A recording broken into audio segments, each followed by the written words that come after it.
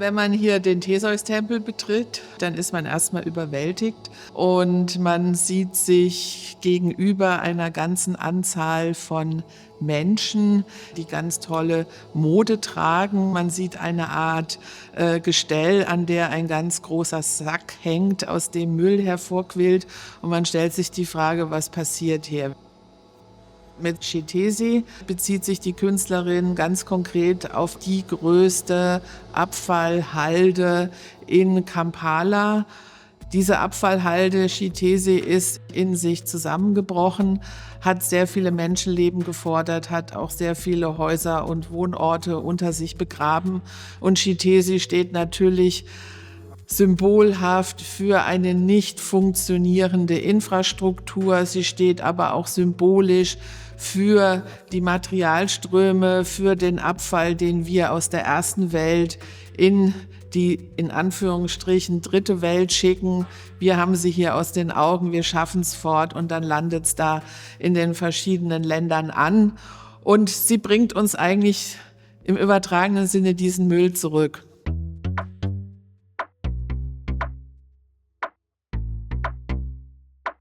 Waste to me is not only trash, as people say. The meaning it carries changes right from, when I get these materials from wherever I get them from, I see them as raw materials. They really change in that way. And even in Chitese, there are many people who survive on these materials. So they are no longer waste to them. They see the material as a source of income. The purpose of art is to inform. The other thing is to solve community problems through art. We've managed to see the ability of these materials that were misunderstood in the first place. Where I come from, we have this saying, amaaso g'omuganda gali mu ngalo, meaning we see our eyes are in our hands. So with a fashion or things that are close to us, we can easily touch. And to me, I feel like fashion is very connected to us right from the beginning. When you are born, straight away you're covered, wrapped with clothes. So with our fashion, we can understand as well.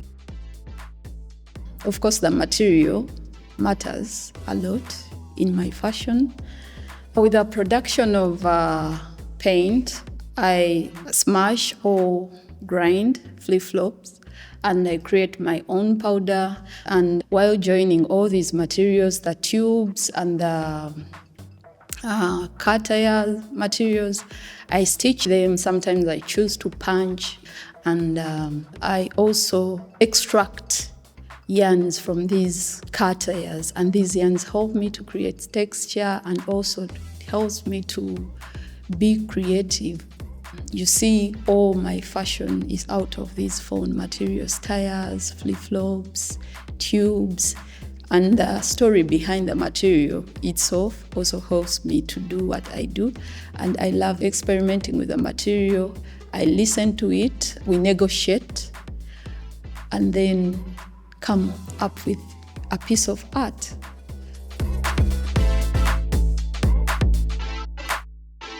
Auf diesem gläsernen Podest sehen wir ein sehr großes Motorrad und das steht eigentlich im Zentrum der Installation, weil Chitese ist auch eine Hommage an die Boda-Boda-Fahrer. Die Boda-Boda-Fahrer sind eigentlich eine marginalisierte Gruppe innerhalb der ugandischen Gesellschaft. Es sind Mopedfahrer, die für die ganze Mobilität, auch für den Transport extrem wichtig sind. Und mit dieser Installation setzt sie auch diesen marginalisierten Boda-Boda-Fahrern ein Denkmal.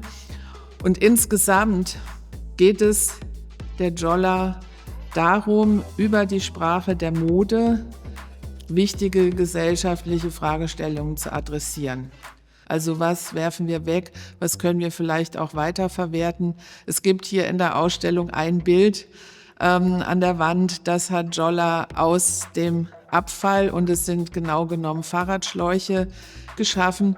Und sie war komplett irritiert. Da gibt es nur einen Fahrradschlauch, der repariert wurde.